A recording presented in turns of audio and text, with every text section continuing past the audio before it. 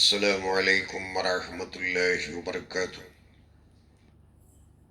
نحمده ونصلی علی رسولہ الکریم، اما بعد۔ ایک نظر میں آپ تمام حاضرین اور غائبین کا استقبال ہے۔ جمعرات کا دن ہے، مئی کی 9 تاریخ ہے 2024 سن عیسوی، شوال کی 30ویں تاریخ 1445 سن ہجری چل رہی ہے۔ انبیاء علیہم السلام کی 4 سنتیں ہیں۔ سب سے پہلے حدیث سن لے۔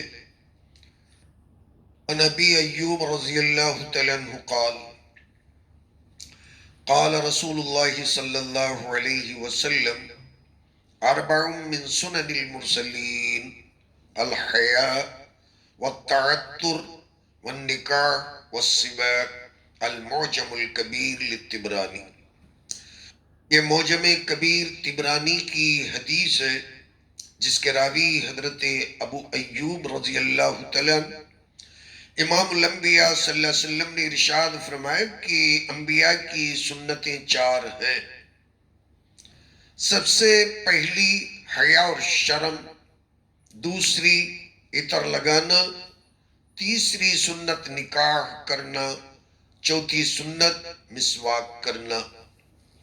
اور اس کی تفصیل کے اندر حیا کے تعلق سے بیان ہوتا ہے۔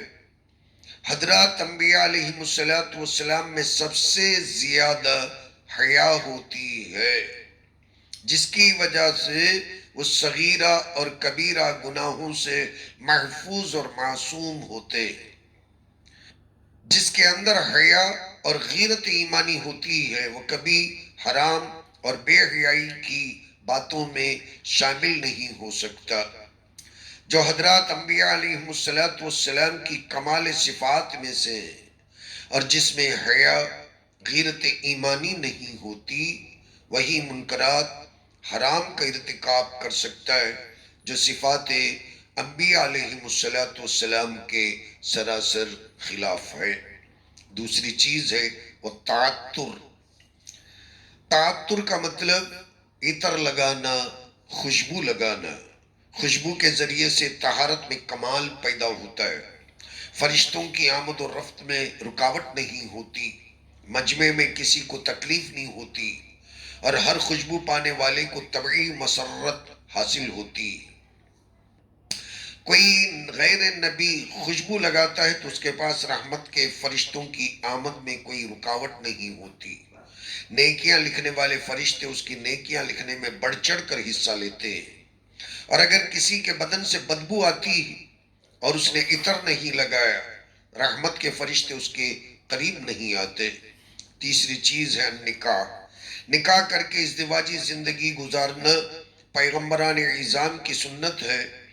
دنیا میں جتنے پیغمبر تشریف لے آئے، ان میں حضرت یحییٰ کے سوا باقی تمام پیغمبروں نے نکاح کر کے ازدواجی زندگی گزاری، اور بہت سے انبیاء نے متعدد نکاح بھی کیے۔ حضرت سلیمان علیہ السلام کے تعلق سے روایات میں ایک وقت میں 60 بیویوں کا ذکر آتا ہے، اور بعض میں 70 کا، اور بعض میں 90 بیویوں کا ذکر آتا ہے، اور یہ تینوں قسم کی روایات مسلم شریف میں دیکھی جا سکتی ہیں۔ اور چوتھی چیز ہے السواک۔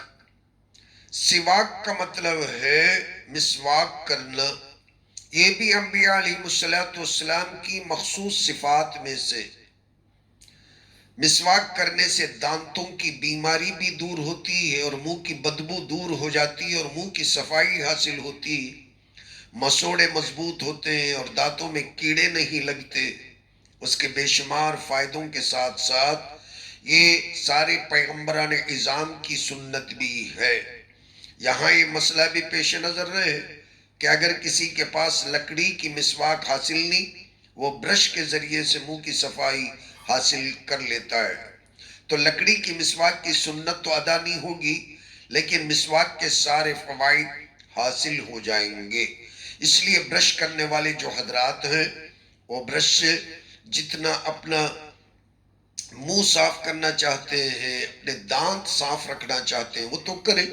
لیکن پیغمبروں کی جو سنت ہے وہ لکڑی کے مسواک سے ادا ہوتی ہے، اور اس کے بہت سارے ڈھیر سارے فائدے بیان کیے گئے، اور ان میں ایک فائدہ یہ ہے کہ مرنے کے وقت میں مسواک کرنے والے کے زبان پر اللہ تعالیٰ کلمے کو جاری فرماتے، اللہ تعالیٰ ان میں ہمیں شامل فرمائے، آمین۔ وآخر الدعوانا ان الحمد للہ رب العالمین۔